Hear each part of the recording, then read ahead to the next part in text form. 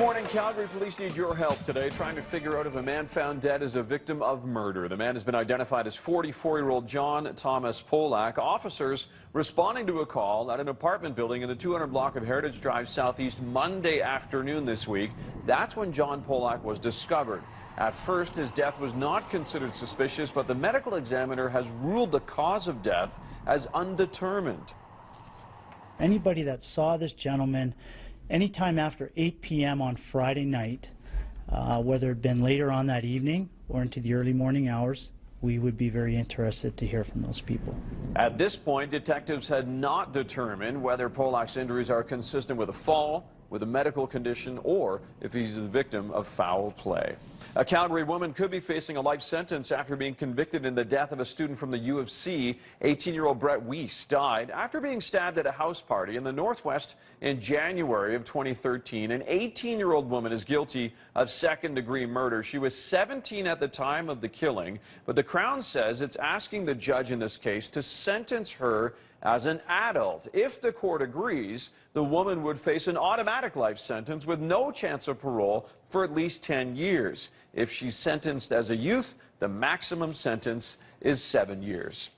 A Calgary man will be standing trial in connection with the deadly stabbing of Craig Kellaway, a popular junior high school teacher. 30-year-old Nicholas Raspberry will be tried for second-degree murder. He's accused in connection with a stabbing that happened last May at a home in the southeast community of Auburn Bay. The accused and victim hardly knew each other until that day. On the day the victim died, the two men had been drinking together.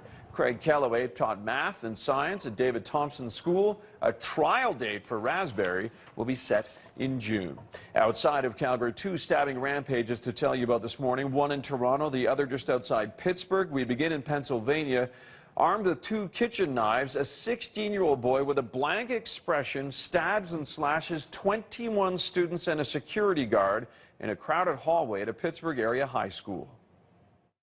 I was walking over towards the exit, and there was blood all over the floor. The rampage comes after decades of schools preparing for mass shootings, not stabbing, set off a screaming stampede with teachers rushing to help victims in the school. A 16-year-old boy faces many counts of attempted murder and aggravated assault. He was eventually stopped when an assistant principal tackled him. As for what set off the stabbing rampage, investigators are looking into reports of a threatening phone call between the suspect and another student the night before. In suburban Toronto, Chang Lee of Mississauga, he appears in court this morning, charged with attempted murder, aggravated assault, and assault with a weapon. The charges are in connection with a stabbing spree, this at an office building.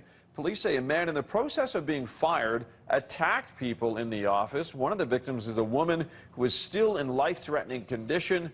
Investigators say the victims include some of the man's supervisors and co-workers at a company called Ceridian. Well, you'll soon be able to check email, Facebook, and your Twitter account while flying mid-flight with Air Canada. Starting next month, Air Canada is offering Wi-Fi on some of its North American flights, including some routes originating in Calgary. Air Canada is not saying how much it's going to cost you to log on. We do know it's not going to be free. The airline hopes to have 29 planes fitted with Wi-Fi technology by the end of this year, expanding to 130 aircraft by the end of 2015.